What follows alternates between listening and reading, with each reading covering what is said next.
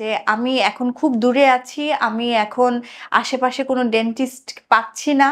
আমার ব্যথাটা প্রাথমিকভাবে আমি কিভাবে কমাবো? প্রথমত হুট করে যখন দাঁত ব্যথা উঠে যায়, আপনারা চাইলে একটা ব্যথানাশক ওষুধ খেতে পারেন। ব্যথানাশক ওষুধটা খেলে আপনার ব্যথা সাময়িকভাবে কমবে।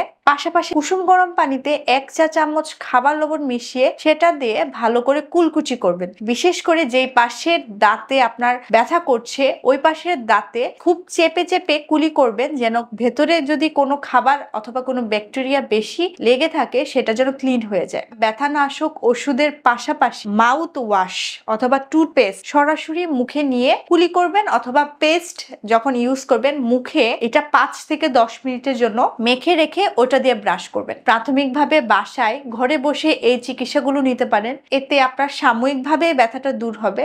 দাঁতে ব্যথা নিয়ে আমাদের রুট ক্যানাল করার পর ক্যাপ করা জরুরি কিনা? ইউজুয়ালি ২ থেকে ৩ ধরনের ক্যাপ আমরা সাজেস্ট করে থাকি। নাম্বার 1 হচ্ছে মেটাল ক্যাপ। মেটালটা হচ্ছে পুরোটাই মেটালিক বডি, পুরোটাই হচ্ছে সিলভার কালারের হয়ে থাকবে। এটা বিশেষত আপনার পেছনের শেষের দিকের দাঁতের জন্য খুবই ভালো। ২ নাম্বার হচ্ছে পোর্সিলিন ফিউজড মেটাল ক্যাপ অথবা মেটাল পোর্সিলিন ক্যাপ, যেটা হচ্ছে ভেতরে মেটাল থাকবে, উপরে পোর্সিলিন অথবা দাঁতের কালারের মতো একটা লেয়ার থাকবে। সেটা সামনের দাঁত থেকে শুরু করে পেছনের দাঁত সব দাঁতের জন্য খুবই ভালো। আরেকটা ক্যাপ আছে সেটা হচ্ছে জিরকোনিয়া ক্যাপ অথবা জিরকোনিয়া ক্রাউন। ক্রাউন কেন বলে? দাঁতের উপরের অংশ মুকুটের মতো ওরা থাকে, সেটাকে আসলে ক্যাপ বলা হয়। জিরকোনিয়া ক্রাউনটা কিরকম? পুরোটাই হচ্ছে জিরকোনিয়া একটা ম্যাটেরিয়াল দিয়ে তৈরি, এটাতে কোনো মেটাল থাকবে না, তাই মুখের ডিসকালার অথবা দাঁতের কালার চেঞ্জ হয়ে যাওয়ারও কোনো চান্সেস থাকে না।